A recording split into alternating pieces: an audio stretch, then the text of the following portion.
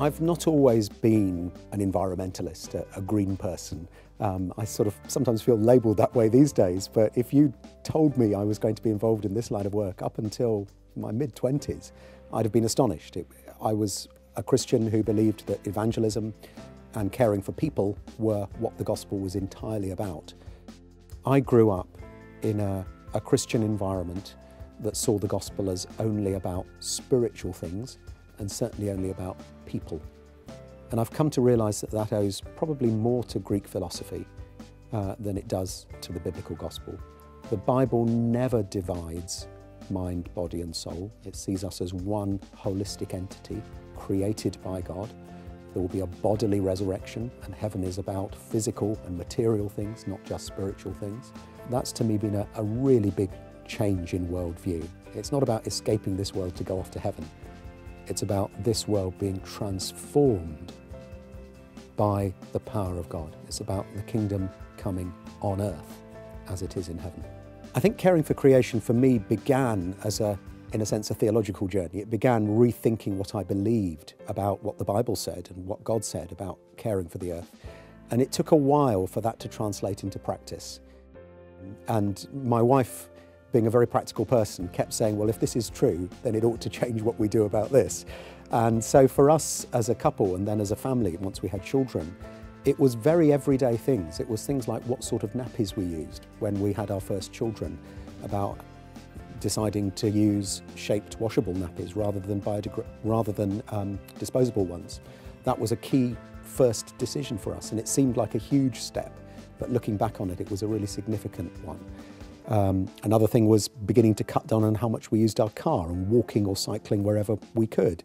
And I was, just like everyone else, somebody who automatically used the car for everything. But inevitably, it also began to affect our relationships and how we saw the wider world. And what ended up as Arosha UK's first big project started off as an area of wasteland that I stumbled across when I was walking the dog, just near to where we lived in urban West London. And as I walked around that area, I started to think, well, what does God think of this place? This piece of land, it was known when I first stumbled across it as the Minette Tip. It's now known as Minette Country Park. And we worked with the local authority, the local government who owned the land, to really develop a vision with the local community for what should happen to that site. And we found that local people didn't think it was a safe place, but they wanted it to both be safe and to be green and open so that they could enjoy it. And so that's what we worked towards. And we were actually taken on, Arosha was taken on as an ecological consultant by the local council in what eventually became a very long process, partly a political one, partly a community campaign, to see that site regenerated.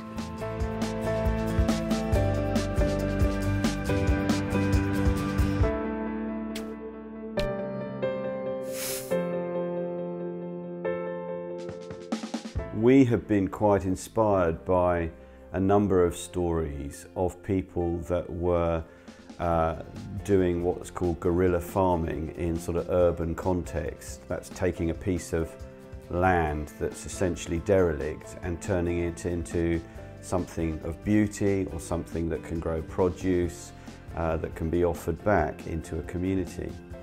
And so we found this piece of derelict land in our own neighbourhood and discovered that it belonged to the local church. And in a conversation with the priest in charge, asked if we could farm that land. And he very graciously said, yes. So over the course of the last 3 years, we have began to farm that land, grow produce. We're into our third harvest now, and then use that produce. Both, we use it as a community, but also to create food parcels that we then gift into people of need in our neighbourhood. I think I've found it quite a hard and quite a slow process to really understand the political dimension of caring for God's creation. I found it quite easy to sort of start to see how this impacted on my individual lifestyle, but to think about how it impacts on my voting patterns, to think how it impacts on how I see the global political and economic system, Those are massive issues that certainly I, and I think also Arusha more widely, have struggled to grapple with and to see how we can impact. But it's critically important that we do, because we live in a joined-up world where the decisions that our governments make and the decisions that powerful corporations make impact the world's poorest people, but they also impact whole ecosystems. I wouldn't claim to be an expert on political engagement, but I would say to Christians, first of all, pray and really sense what God is saying to you on this. And secondly, I'd say get as well informed as you can. So read the websites, the newspapers, the articles that are actually on these issues. Don't simply change channels when it comes to something about climate change or environmental destruction, because it is uncomfortable. Take it seriously and reflect on it. And then I think the first thing to say after praying and getting informed is to say, what are the contacts that you already have? It's amazing how many Christians know people who are in strategic positions. But if you've got friends and well-placed people who you can gently get alongside and say, have you thought about this? You know, what does your party think about that? What's your business policy on sustainable consumption or on recycling?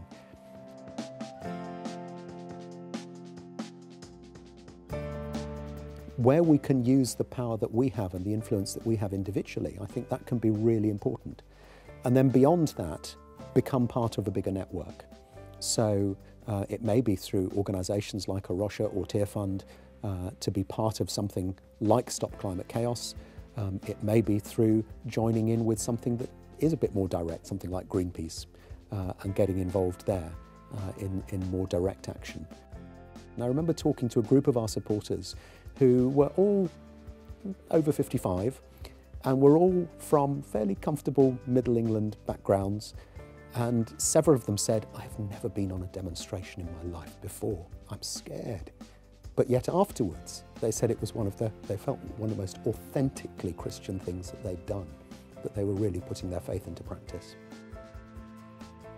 When we look at the seriousness of the environmental crisis that we're facing today, it's very hard to be optimistic. And in many ways, I'm not optimistic. I think we are in for a very tough ride over the coming decades. I think we are likely to see a massive increase in so-called natural disasters that are actually quite unnatural, because the root causes are in how we as humans have altered the climate and other environmental systems through deforestation and through burning of fossil fuels and through just our overuse of the Earth's resources. So I'm not an optimist, and I don't think things are going to get better quickly. But I believe strongly and passionately in being obedient to God's call, and that's my motivation. My motivation is not success. Now, having said all of that, I do believe that God is passionately committed to creation. God, after all, is sustainer as well as creator.